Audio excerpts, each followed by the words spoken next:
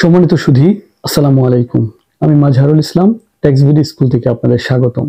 সম্মানিত সুধী, আজকে আমরা একটি গুরুত্বপূর্ণ পয়েন্ট নিয়ে আপনাদের সাথে আলোচনা করব। সেটি হলো যে প্রবাসীদের কিভাবে অনলাইনে রিটার্ন দাখিল করবেন। আমি এই উপলক্ষে কয়েকটি বিষয় আপনাদেরকে বলছি।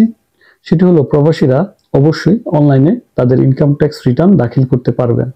আর এই রিটার্ন দাখিল করার জন্য আপনাদেরকে যে কয়টি কাজ করতে হবে আজকে আমি ভিডিওতে সেই বিষয়গুলো বলবো। তো আপনারা যারা এখনো আমার চ্যানেলটি সাবস্ক্রাইব করেননি তাদেরকে বলবো যে আপনারা চ্যানেলটি সাবস্ক্রাইব করেন এবং লাইক, শেয়ার, কমেন্টস করে আমার সাথে থাকার জন্য আপনাদেরকে অসংখ্য ধন্যবাদ। শুধু আমরা যে পয়েন্ট নিয়ে কথা বলতেছিলাম সেটি হলো যে প্রবাসীদের অনলাইনে কিভাবে রিটার্ন দাখিল করবেন। একজন প্রবাসী চাইলেই তার রিটার্নটি সে নিজেই করতে পারবে অনলাইনে। সেটি বর্তমান সরকার বা বর্তমান ব্যবস্থায় এটি করা হয়েছে। আপনারা হয়তো অনেকেই ইটিন করেছেন, কিন্তু ইটিন করার পরে সেটি কি অবস্থা আছে বা সঠিকভাবে কি আপনাদের রিটার্নটি দাখিল করা হয়নি।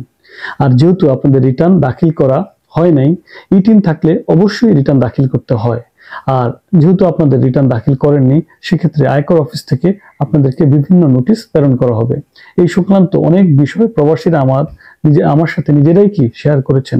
আমি সেই অভিজ্ঞতা থেকেই চিন্তা করলাম যে আসলে এই বিষয়টি যদি আপনারা সচেতন হন তাহলে আপনাদের রিটার্ন আপনারা নিজেরাই কি দাখিল করতে পারবেন। একজন প্রবাসীর কষ্টার্জিত অর্থ, এটা কি বাংলাদেশ করমুক্ত আয় হিসাবে বিবেচনা করেছে। আপনি যদি আপনার এই টাকাটি সঠিক উপায়ে বাংলাদেশে প্রেরণ করেন, সঠিক উপায় বলতে আমি বোঝাচ্ছি ব্যাংকিং চ্যানেলে আপনার নিজের অ্যাকাউন্টে যদি এই টাকাটি প্রেরণ করেন, তাহলে ব্যাংক আপনাকে একটি সার্টিফিকেট প্রদান করবে। যে অর্থ বছর থাকে সেই অর্থ বছরের মধ্যে যেই টাকাটা আপনার মধ্যে আপনার এই বাংলাদেশে এসেছে সেটার একটা কি সার্টিফিকেট প্রদান করবে। আর ওই সার্টিফিকেটটি আপনি আপনার অনলাইনে প্রদর্শন করে বা ওইটার ইনফরমেশন গুলো আপনি যদি আপনার অনলাইন রিটার্নে প্রদর্শন করেন, তাহলে কি আপনার এই টাকাটা করমুক্ত আয় হিসাবে বিবেচিত হবে। আর এতে কি হচ্ছে, আপনার ট্যাক্স দেওয়ার প্রয়োজন হচ্ছে না, সাথে আপনার অ্যাসেট আপনার ফাইলে কি দেখানো হলো।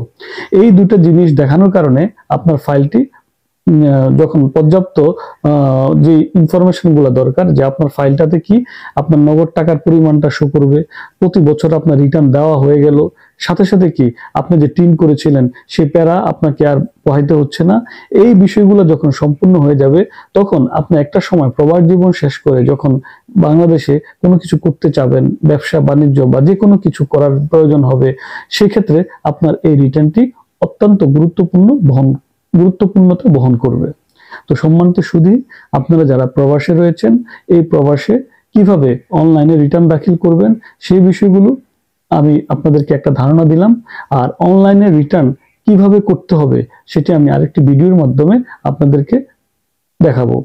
ততক্ষণ পর্যন্ত আপনারা ভালো থাকুন এবং আপনাদের টাকাটি প্রপার ওয়েতে দেশে পাঠিয়ে সঠিকভাবে রিটার্ন সাবমিট করার জন্য সবাইকে আবার অনুরোধ করছি।